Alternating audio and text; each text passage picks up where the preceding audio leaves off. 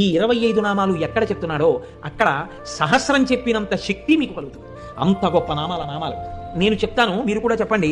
సింహాసనేషి, లలిత, మహారాజ్ఞి, వరాంకుశ, చాపిని, త్రిపురా చైవ, మహాత్రిపుర సుందరి, సుందరీ చక్రనాథ చ,